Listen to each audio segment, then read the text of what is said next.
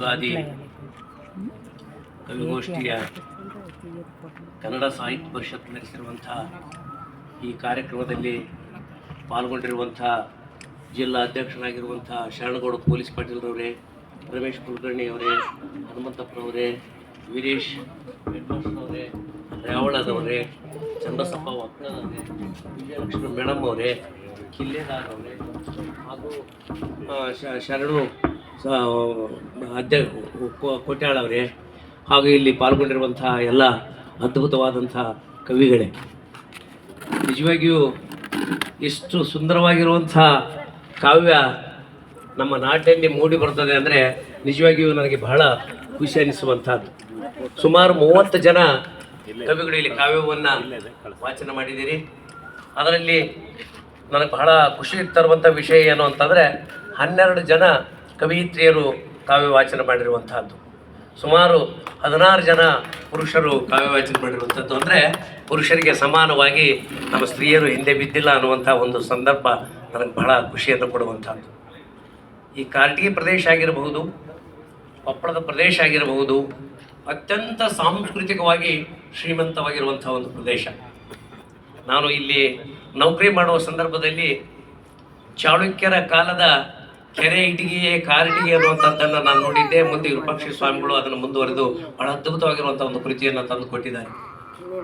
ಪದನರಿದು ನುಡಿಯಲು ನುಡಿದುದನರಿದು ಆರೈಯಲು ಆರ್ಪರ ನಾಡವರ್ಗಳ್ ಕುರಿತು ಓದದೆயும் ಕಾವ್ಯ ಪ್ರಯೋಗ ಪರಿಣಿತ ಮತಿಗಳು ಅನ್ನುವಂಥ ಮಾತನ್ನು ಶ್ರೀ ವಿಜಯ ನೆನಪು ಮಾಡ್ಕೊಳ್ತಾನೆ. ಅವನು ಮಳಖೇಡದವನು. ಮಳಖೇಡ ಸುಮಾರು ಇಲ್ಲಿಗೆ 450 ಕಿಲೋಮೀಟರ್ ದೂರ ಇರುವಂಥದ್ದು. ಮುಂದೆ ಜೈನರ ಅತ್ಯಂತ ಪವಿತ್ರ ಕ್ಷೇತ್ರವಾಗಿರುವಂತಹ ಕೊಪ್ಪಳಕ್ಕೆ ಅವನು ಬರ್ತಾನೆ.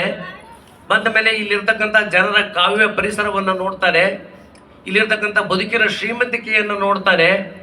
ಅವಾಗ ಅವನು ಹೇಳುವಂಥದ್ದು, ಪದನರಿದು ನುಡಿಯಲು ನುಡಿದುದನರಿದು ಆರೈಯಲು ಆರ್ಪರ ನಾಡವರ್ಗಳ್. 450 ಕಿಲೋಮೀಟರ್ ದೂರದಲ್ಲಿರುವಂಥ ಕವಿ ಶ್ರೀ ವಿಜಯ ನಮ್ಮನ್ನು ಉದ್ದೇಶಿಸಿ ಹೇಳುವಂತಹದ್ದು ಕುರಿತು ಓದದೆಯೂ ಕಾವ್ಯ ಪ್ರಯೋಗ ಪರಿಣಿತ ಮತಿಗಳನ್ನುವಂಥ ಮಾತು. ಅಂತಹ ಶ್ರೀಮಂತ ಸಂಸ್ಕೃತಿಯ ವಾರಸುದಾರರು ನಾವು. ಇನ್ನೂ ಒಂದು ಬಹಳ ಖುಷಿ ಪಡುವಂಥ ವಿಷಯ ಏನು ಅಂದರೆ, ಈ ಕೊಪಣಾಚಲದ ಬಗ್ಗೆ ನಮ್ಮ ಮಹಾಕವಿ ರನ್ನನ ಹೆಂಡತಿ ತವ್ರ ಮನೆ ನಮ್ಮ ಕೊಪ್ಪಳ ಪ್ರದೇಶ.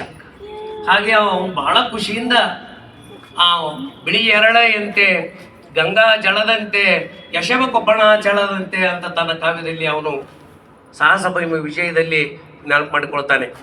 ಯಾಕೆ ನಾನು ಈ ಮಾತುಗಳನ್ನು ಇಲ್ಲಿ ನೆನಪಿಸ್ತಿದ್ದೆ ಅಂದರೆ, ನಿಮ್ಮ ಬಹಳಷ್ಟು ಜನ ಕವಿಗಳ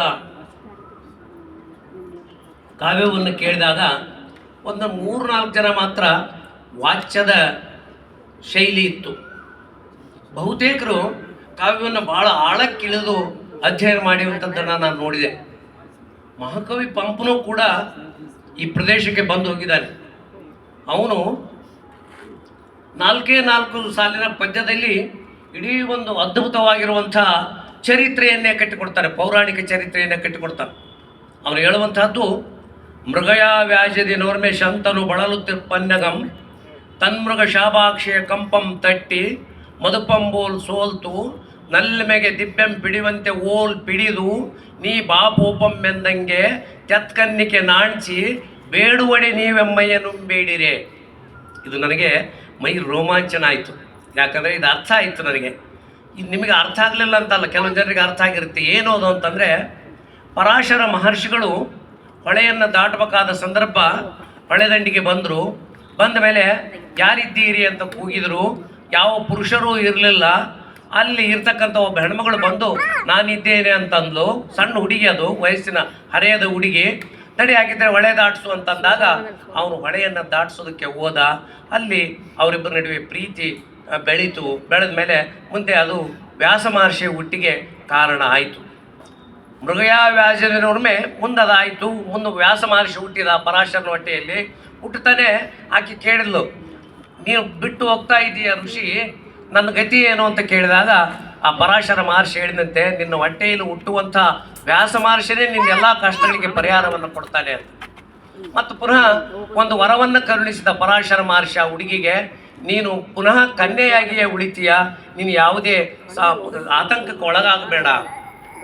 ಅವಾಗ ಆಯಿತು ಅಂತೇಳಿ ಆ ಮಗುವನ್ನ ಹುಟ್ಟಿದ ತಕ್ಷಣ ಕೇಳಿದ್ಲು, ಮಗನೇ ನಿಮ್ಮ ತಂದೆ ನನಗೆ ಈ ರೀತಿಯಾಗಿ ವರವನ್ನು ದಯಪಾಲಿಸೋಗಿದ್ದಾರೆ ಅಂತ ಕೇಳಿದಾಗ, ಇಲ್ಲಮ್ಮ, ನಾನು ಶಾಪಗ್ರಸ್ತ ಗಂಧರ್ವ, ನನಗೆ ಬಾಲ್ಯ ಇಲ್ಲ, ಅದಕ್ಕಾಗಿ ನಾನು ಹೋಗ್ತೀನಿ, ನಿನ್ನ ಯಾವುದೇ ಕಷ್ಟ ಸಂದರ್ಭದಲ್ಲಿ ನನ್ನನ್ನು ಸ್ಮರಣೆ ಮಾಡು, ನಾನು ನಿನಗೆ ನಿನ್ನ ಕಷ್ಟಗಳನ್ನ ಪರಿಹಾರ ಮಾಡೋದಕ್ಕೆ ಬರ್ತೀನಿ ಅಂತೇಳಿ ಆ ವ್ಯಾಸ ಮಹರ್ಷಿಯು ಕೂಡ ಬಿಟ್ಟು ಹೋಗ್ಬಿಟ್ಟ ತಪಸ್ಸಿಗಾಗಿ. ಯಾಕಂದರೆ ಆ ತಂದೆ ಕರ್ಕೊಂಡು ಹೋದ. ಅಂಥ ಸಂದರ್ಭದಲ್ಲಿ ನಮ್ಮ ಶಂತನು ಚಕ್ರವರ್ತಿ ಅಲ್ಲಿಗೆ ಬಂದ. ಮೃಗಯ ವ್ಯಾಜದಿನೋರ್ಮೆ ಶಂತನು ಬಳಲುತ್ತಿರ್ಪನ್ಯಗಂ. ಶಂತನ ಚಕ್ರವರ್ತಿಯು ಬೇಟೆಯ ವ್ಯಾಧದಿಂದ ಬಳಲ್ತಾ ಇದ್ದಾನೆ. ಆ ಸಂದರ್ಭದಲ್ಲಿ ಅವನು ಹುಡುಕ್ಯಂತ ಬೇಟೆಯನ್ನು ಹುಡುಕ್ಯಂತ ಬಂದ. ತನ್ಮೃಗ ಶಾಪಾಕ್ಷಿಯ ಕಂಪಂ ತಟ್ಟಿ, ಆಕೆಗೆ ಆ ಋಷಿ ಮತ್ತೊಂದು ವರವನ್ನು ಕರುಣಿಸಿದ್ದ. ನಿನಗೆ ಇಂದಿನಿಂದ ಸುಗಂಧಿನಿ ಅನ್ನುವಂಥ ಹೆಸರು ಬರಲಿ. ಎಲ್ಲಿವರೆಗೂ ನಿನ್ನ ಪರಿಮಳ, ನಿನ್ನ ಸುಗಂಧ ಅನ್ನುವಂಥದ್ದು ಪಸರಿಸ್ತತೆ ಅಂದರೆ ಎಲ್ಲಿವರೆಗೂ ಗಾಳಿ ಹೋಗ್ತದೆಯೋ ಅಲ್ಲಿವರೆಗೂ ಆ ಸುಗಂಧ ಇರಲಿ ಅಂತ. ಆ ಸುಗಂಧದ ಬೆನ್ನತ್ತಿ ಶಂತನು ಚಕ್ರವರ್ತಿ ಅಲ್ಲಿಗೆ ಬಂದು ಅವನು ನೋಡ್ತಾನೆ, ಒಂದು ಹುಡುಗಿ ಹತ್ರ ಬರ್ತಾ ಇದೆ. ಬಂದು ನೋಡಿದ, ಬಹಳ ಸುಂದರವಾಗಿರುವಂಥ ಕಪ್ಪು ಬಣ್ಣದ ಸುಂದರಿಯಾಕಿ. ಕವಿ ಪಂಪ 10ನೇ ಶತಮಾನದಲ್ಲಿ ಕಟ್ಟಿಕೊಟ್ಟಿರ್ತಕ್ಕಂಥ 4 ಸಾಲಿನ ಒಂದು ಪದ್ಯ, ಇಡೀ ಮಹಾಭಾರತಕ್ಕೆ ಆದಿಯಾಗುವಂಥ ಒಂದು ಪದ್ಯ. ಬಂದು ನಲ್ಮೆಗೆ ದಿಬ್ಬೆಂ ಪಿಡಿಯುವಂತೆ ಓಲ್ ಪಿಡಿದು, ಬಹಳ ಅದ್ಭುತವಾಗಿರುವಂಥ ಮಾತು. ದಿಬ್ಬೆ ಪಿಡಿಯೋದು ಅಂತಂದ್ರೆ ತಪ್ಪನ್ನ ಮಾಡಿದಾಗ